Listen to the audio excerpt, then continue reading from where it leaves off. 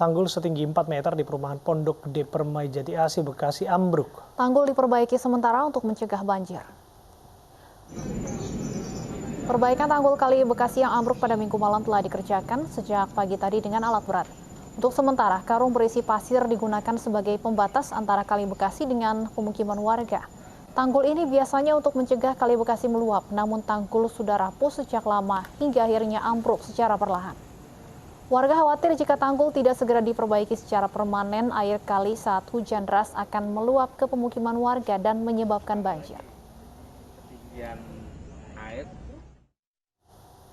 Sementara itu banjir merendam pemukiman warga di Cipinang Melayu, Makassar, Jakarta Timur setinggi lebih dari 1 meter. Banjir disebabkan tingginya intensitas hujan dan buruknya drainase.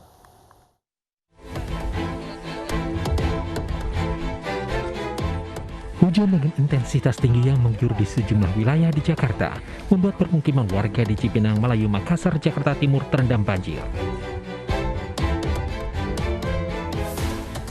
Selain tingginya intensitas hujan, banjir juga disebabkan oleh meluapnya aliran kali di permukiman ini.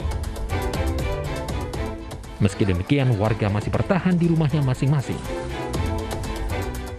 Ini sekitar semeteran lah. Semeter lebih? Semeter lebih. Ini mulai surut apa makin naik? Surut ya, surut.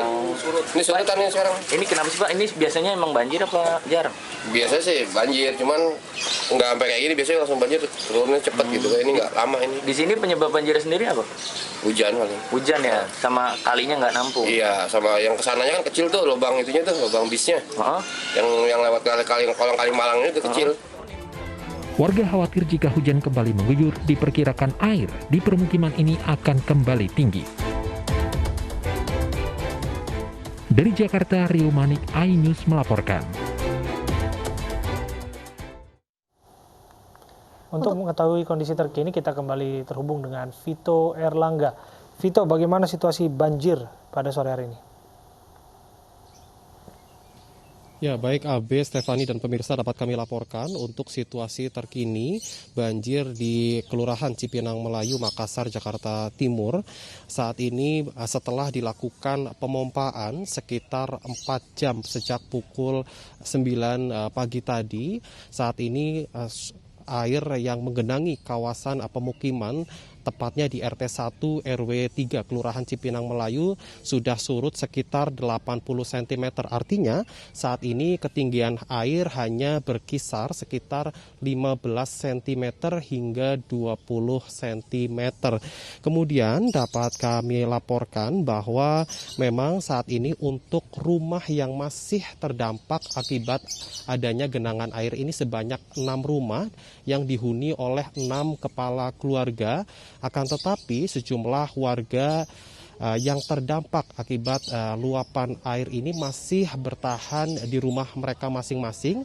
Akan tetapi sejumlah warga lainnya masih memilih untuk mengungsi di tempat kerabat terdekat. Dan dapat kami laporkan bahwa berdasarkan keterangan dari petugas dari SDA dan petugas pemadam kebakaran, untuk proses pemompaan sendiri saat ini masih terus berlangsung di sejumlah titik yang tidak jauh dari lokasi banjir, tepatnya di wilayah-wilayah drainase yang menghubungkan antara PHBS drainase yang ada di tempat ini dan di Halim menuju ke arah Cipinang Melayu.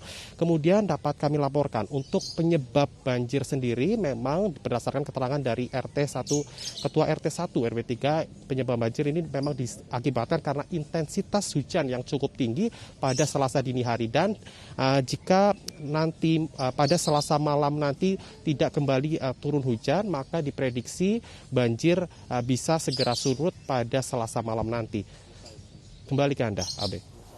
Baik, terima kasih Vito Erlangga atas laporannya. Selamat bertugas kembali.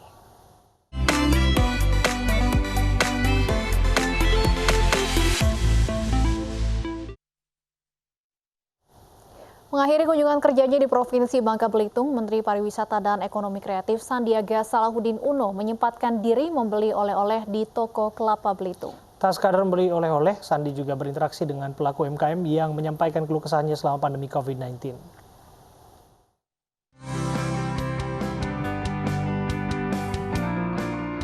Pandemi sangat berdampak pada pelaku usaha mikro kecil, menengah atau UMKM di Indonesia. Bahkan pendapatan mereka tergerus hingga 90%. Hal ini yang disampaikan para pelaku UMKM di Pusat Oleh-oleh Kalapa Belitung saat menerima kunjungan Menparekraf Sandiaga Salahuddin Uno. Sandiaga sadar betul pusat oleh-oleh ini sangat tergantung kunjungan wisatawan yang berlibur di Pulau Belitung. Namun selama pandemi berlangsung, geliat wisata di Provinsi Belitung menjadi mati suri. Oleh sebab itu, di masa adaptasi kebiasaan baru, pemerintah tengah fokus meningkatkan kembali jumlah wisatawan domestik dan meyakinkan mereka untuk berwisata di Kepulauan Bangka Belitung.